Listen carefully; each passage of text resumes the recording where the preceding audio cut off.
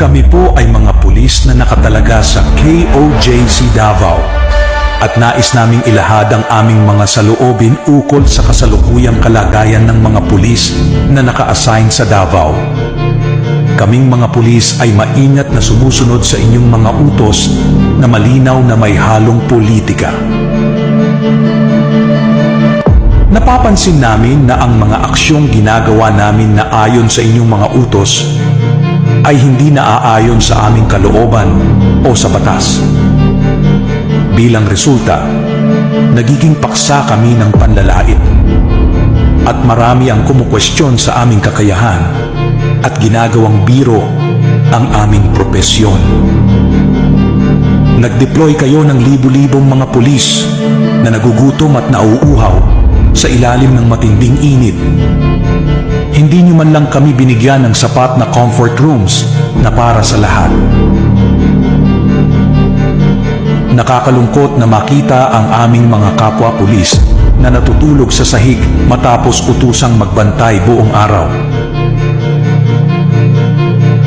Pinayagan niyo pa ang mga sibilyan na magsuot ng police uniform at magsagawa ng drills sa loob ng KOJC compound na malinaw na paglabag sa Article 179 ng Revised Penal Code.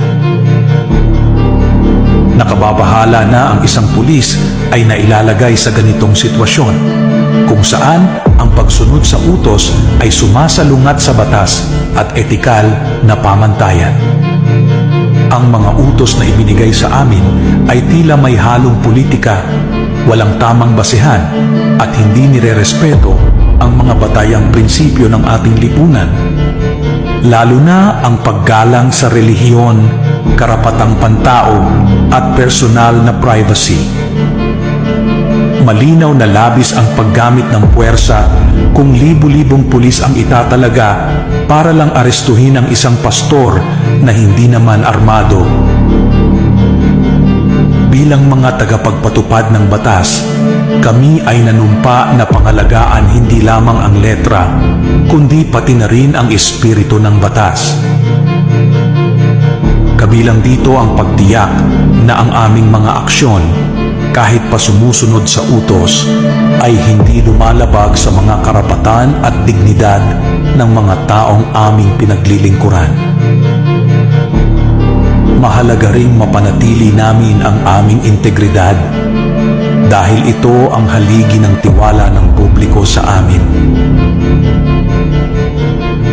Nakakabagabag na ang isang pulis ay mailalagay sa posisyong maaaring makita bilang walang kakayahan o katawa-tawa, hindi dahil sa sariling kasalanan, kundi dahil sa pagsunod sa mga utos na mali o labag sa batas.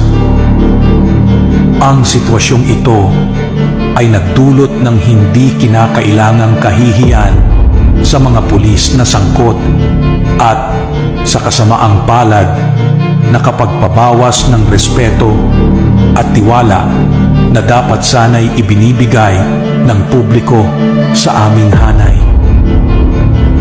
Kami ay naniniwala na ang bawat direktibang ibinibigay sa amin ay dapat nakabatay sa batas at paggalang sa dignidad ng tao.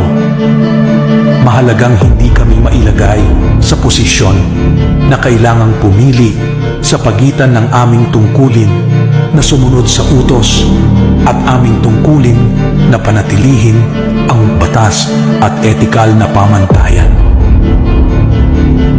Kami ay magalang na humihiling na pag-aralan niyo po ang bagay na ito at isaalang-alang ang epekto ng ganitong mga utos sa moral at reputasyon ng aming hanay. Umaasa kami na sa ilalim ng inyong pamumuno, magkakaroon ng mga hakbang upang matiyak na ang lahat ng utos ay malinaw, naaayon sa batas, at nirerespeto ang karapatan at dignidad ng bawat isa. Pulis tayo ng sambayanang Pilipino, hindi tuta ng kahit kanino.